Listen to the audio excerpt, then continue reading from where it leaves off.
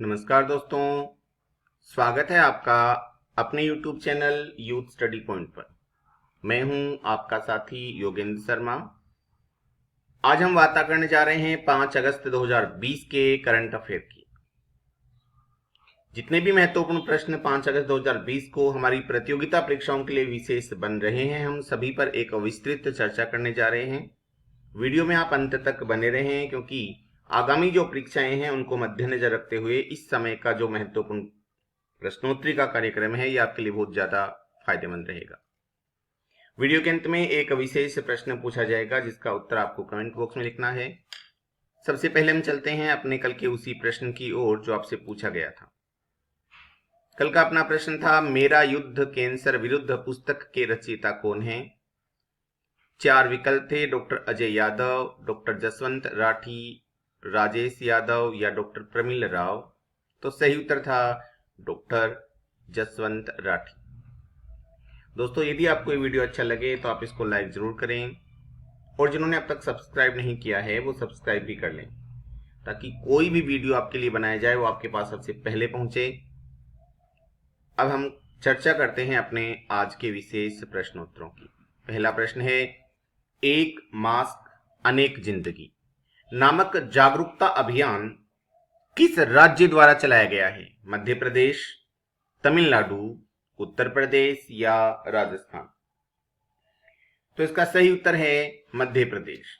हाल ही में मध्य प्रदेश में एक मास्क अनेक जिंदगी नामक एक जागरूकता कार्यक्रम चलाया गया है। इस जागरूकता कार्यक्रम के लिए मध्य प्रदेश में 413 मास्क बैंक अब तक स्थापित किए जा चुके हैं। सामान्य नागरिकों द्वारा भी इन बैंकों में लगभग 30,000 मास्क अब तक डोनेट किए जा चुके हैं, और सरकार ने भी अब तक लगभग 1,15,000 मास्क वितरित कर दिए हैं। हम मध्य प्रदेश की यदि विशेष बात करें तो राजधानी है भोपाल, मुख्यमंत्री हैं शिवराज सिंह चौहान और राज्यपाल हैं आनंदीबेन पटेल। थोड़े दिनों पहले ही यहाँ के राज्यपाल श्री लालजी टंडन की मृत्यु हो गई थी, जिसके बाद आनंदीबेन पटेल को यहाँ की मुख्यमंत्री बनाया गया है। मध्य प्रदेश में ही रोको टोको अभियान चलाया गया है, विशेषकर उन लोगों के लिए जो मास्क नहीं पहनते हैं। उनको रोककर उन्हें एक मास्क दिया जाता है और उसके बदले 20 रुपए उनसे लिए जाते हैं। इसी प्रकार से रोजगार सेतु योजना भी मध्य प्रदेश में चलाई गई है। इसके अलावा जीवन शक्ति योजना भी मध्य प्रदेश में चलाई गई है। अगला प्रश्न है, किस देश के लोग ऑस्ट्रेलिया की नागरिकता प्राप्त करने में शीर्ष स्थान पर हैं? भारत, चीन, पाकिस्तान या जापान? तो ऑस्ट्रेलिया की नागरिकता प्राप्त करने में भारत प्रथम स्थान पे है। अब तक लगभग 2019-20 की बात करें तो 38,000 भारतीय लोगों ने अमेरिका की नागरिकता हासिल की है। यदि अपन अमेरिका की बात करें तो राजधानी है कैनबरा, प्रधानमंत्री हैं स्कॉट मॉरिसन। ऑस्ट्रेलिया दुनिया का सबसे छोटा महाद्वीप है, और अपन ये कहें कि सबसे बड़ा द्वीप है तो कोई अतिशयोक्ति नहीं है। इसे महाद्वीप भी मान लिया जाता है, द्वीप भी मान लिया जाता है। यदि महाद्वीप मानते हैं तो ये दुनिया का सबसे छोटा महाद्वीप है, और द्वीपों में गणना करें तो ये दुनिया का सबसे बड़ा द्वीप है। इसके बाद अगला प्रश्न, किस देश के वैज्ञानिकों ने शुक्र ग्रह पर सक्रिय ज्वालामुखी की खोज की है? जापान, चीन, स्विट्जरलैंड या यूएई? तो इसका सही उत्तर है 3 नंबर विकल्प, स्विट्जरलैंड। स्विट्जरलैंड के वैज्ञानिकों ने हाल ही में शुक्र ग्रह पर एक सक्रिय ज्वालामुखी की खोज की है। यदि अपन बात करें स्विट्जरलैंड की तो राजधानी है बर्ग, और इसके संघीय चांसलर हैं कोरिना कासानोवा।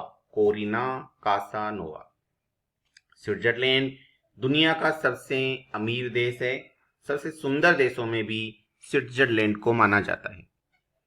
इसका मुख्य बिजनेस है वो बैंकिंग का है, क्योंकि विश्व की लगभग धनी बैंकें स्विट्जरलैंड में हैं। यानी स्विस बैंक स्विट्जरलैंड में है। इसके बाद हम बात करते हैं आज के अगले प्रश्न की। विद्यार्थी विज्ञान मंथन 2020-21 का शुभारंभ करने की घोषणा हाल ही में किसके द्वारा की गई है? विकल्प हैं रमेश पोखरियाल निशंक, डॉक्टर हर्षवर्धन सिंह, नरेंद्र सिंह तोमर या अमित शाह। तो इसका सही उत्तर है 2 नंबर विकल्प, डॉक्टर हर्षवर्धन सिंह। वर्तमान समय में डॉक्टर हर्षवर्धन सिंह हमारे स्वास्थ्य मंत्री हैं और इन्हीं के द्वारा विज्ञान मंथन 2020-21 का शुभारंभ करने की घोषणा की गई है। इस विज्ञान मंथन समारोह में कक्षा 6 से लेकर 11 तक के विद्यार्थियों की विज्ञान के प्रति रुचि को देखने के लिए इसे शुभारंभ किया गया है, इस कार्यक्रम को प्रारंभ किया गया है। इसके बाद है अगला प्रश्न, परमाणु ऊर्जा संयंत्र शुरू करने वाला प्रथम अरब देश कौन सा है? यूएई, सऊदी अरब, ईरान या इराक? तो इसका सही उत्तर है यूएई यानी संयुक्त अरब अमीरात। संयुक्त अरब अमीरात प्रथम अरब कंट्रीज देश है, यानी अरब देश है जिसने परमाणु ऊर्जा संयंत्र प्रारंभ किया है। यदि अपन बात करें संयुक्त अरब अमीरात की तो राष्ट्रपति हैं खलीफा बिन जायद अल नाहयान और प्रधानमंत्री हैं मोहम्मद बिन राशिद अल मखतूम। सऊदी अरब में जो परमाणु ऊर्जा संयंत्र प्रारंभ किया गया है वह लगभग 25% सऊदी अरब में ऊर्जा की पूर्ति कर देगा, क्योंकि यहां पर 5.6 गीगावाट का एक संयंत्र लगाया गया है। अभी तक वहां इतनी ज्यादा आवश्यकता नहीं थी क्योंकि लगभग अरब देश पेट्रोलियम पदार्थों के सहारे रहते हैं, लेकिन हाल ही में इन्होंने एक ऊर्जा संयंत्र प्रारंभ किया है जो 5.6 गीगावाट का है और जो लगभग 25% सऊदी अरब में जो ऊर्जा खपत होती है उतनी ये तैयार कर लेगा।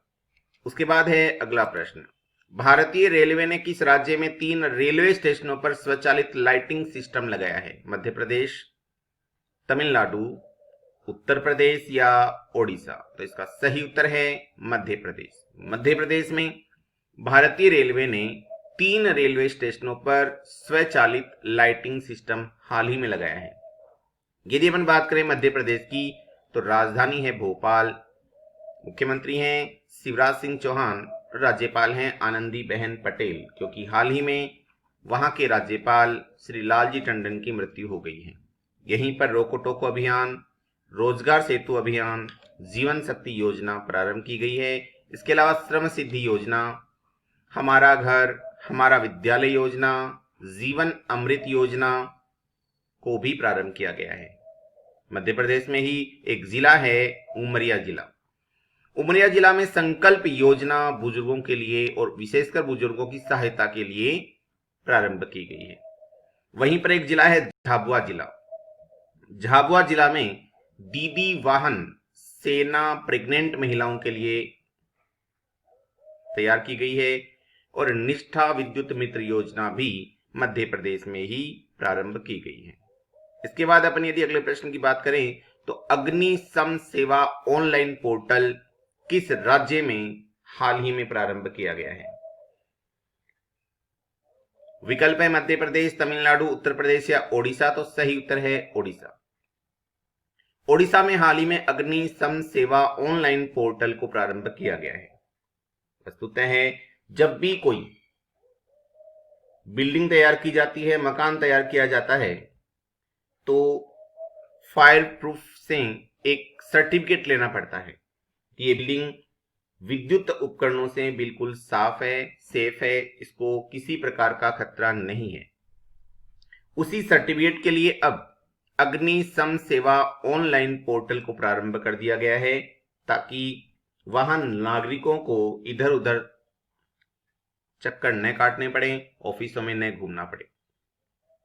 यदि अपन बात करें ओडिशा की तो राजधानी है भुवनेश्वर, मुख्यमंत्री हैं नवीन पटनायक, जिन्हें लॉकडाउन के पश्चात ही पेटा के द्वारा हीरो टू एनिमल्स अवार्ड से नवाजा गया था। राज्यपाल हैं श्री गणेशी लाल और इसके चीफ जस्टिस नियुक्त हुए हैं मोहम्मद रफीक।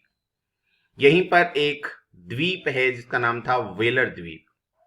उसी वेलर द्वीप का नाम बदलकर अब एपीजे अब्दुल कलाम द्वीप रखा गया है। इसके बाद है अगला प्रश्न, राजस्थान के कितने जिलों में औषधीय नियंत्रण प्रयोगशाला स्थापित की जाएगी? 2, 3, 4 या 5?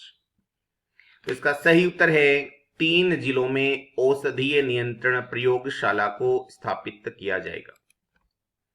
यदि अपन उन 3 जिलों की बात करें कि किन किन 3 जिलों में औषधीय नियंत्रण प्रयोगशाला स्थापित की जाएगी, तो वो हैं उदयपुर, जोधपुर और बीकानेर। यानी उदयपुर, जोधपुर और बीकानेर, इन 3 जिलों में औषधीय नियंत्रण प्रयोगशाला को स्थापित किया जाएगा। 17 फरवरी 2020 को वर्तमान चिकित्सा मंत्री श्री रघु शर्मा द्वारा यह घोषणा की गई।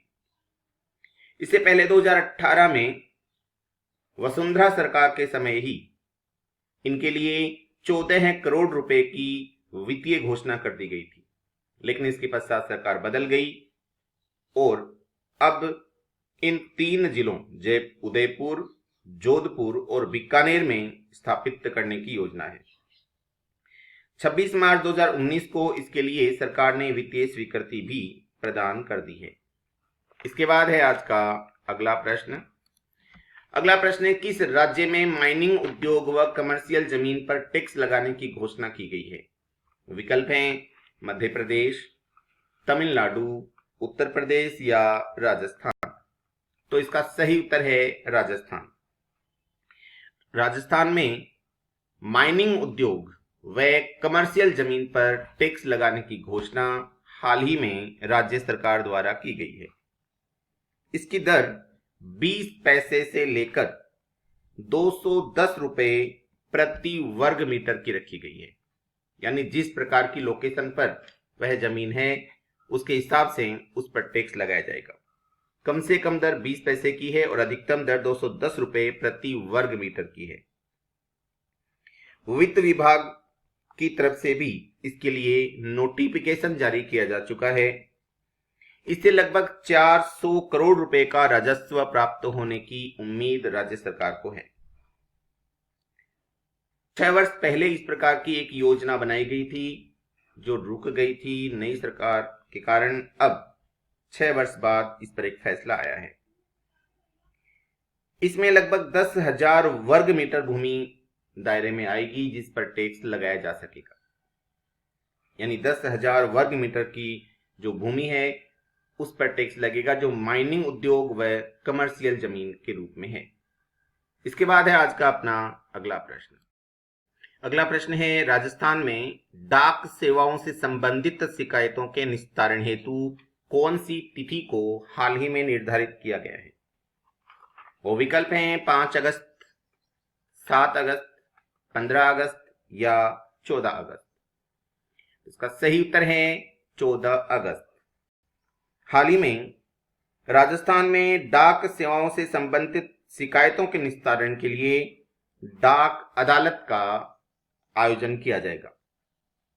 पहले ये आयोजन जून के अंतिम सप्ताह में होना था, लेकिन कोविड-19 के इस प्रकोप को देखते हुए इसे उस समय रद्द कर दिया गया और अब उसके स्थान पर 14 अगस्त की तिथि को निर्धारित किया गया है। इसमें स्पीड पोस्ट, डाक पार्सल, बीमा से संबंधित शिकायतें, जो भी शिकायतें होंगी उन शिकायतों को जयपुर, जोधपुर व अजमेर के कार्यालयों में मुख्य पोस्ट मास्टर जनरल द्वारा सुना जाएगा और उसी समय उन समस्याओं का निस्तारण भी कर दिया जाएगा। वस्तुतः प्रति माह इस प्रकार की शिकायत संबंधी अदालतों का आयोजन होता है और उनका निस्तारण उसी समय कर दिया जाता है। अगला प्रश्न है, राजस्थान में एएसबीसी को कितने प्रतिशत आरक्षण देने की घोषणा हाल ही में राज्य सरकार द्वारा की गई है, यानी कैबिनेट द्वारा उसको मंजूरी दी गई है? 1%, 5%, 10% या 7%? तो इसका सही उत्तर है 5%। राजस्थान न्यायिक सेवा में अति पिछड़ा वर्ग को 5% आरक्षण प्रदान करने की घोषणा हाल ही में राज्य की कैबिनेट द्वारा कर दी गई है। कैबिनेट द्वारा एसबीसी के अभ्यर्थियों को पहले जो 1% आरक्षण दिया जाता था, उस 1% आरक्षण को बढ़ाकर अब 5% करने की मंजूरी प्रदान कर दी गई है। राजस्थान न्यायिक सेवा के नियमों में 2010 में संशोधन किया गया था। तब से लंबे समय से मांग की जा रही थी कि 1% को बढ़ाकर अब 5% किया जाए। हाल ही में कैबिनेट की मंजूरी के पश्चात 5% आरक्षण देने की घोषणा राज्य सरकार द्वारा कर दी गई है। अगला प्रश्न है, मुख्यमंत्री अशोक गहलोत के द्वारा राजीव गांधी की कौन सी जयंती पर वो विभिन्न कार्यक्रमों का आयोजन करने की घोषणा हाल ही में की गई है? विकल्प हैं, नंबर 1 75वीं वर्ष जयंती, 70वीं जयंती, 74वीं जयंती या 72वीं जयंती? तो इसका सही उत्तर है 75वीं जयंती पर विभिन्न कार्यक्रमों का आयोजन करने की घोषणा हाल ही में मुख्यमंत्री श्री अशोक गहलोत द्वारा की गई है। श्री अशोक गहलोत ने ऐलान किया है कि 75वीं जयंती के उपलक्ष्य पर 20 व 21 अगस्त को विभिन्न कार्यक्रमों का आयोजन किया जाएगा। राजस्थान ललित कला अकादमी की ओर से चित्रकला प्रतियोगिता का आयोजन किया जाएगा।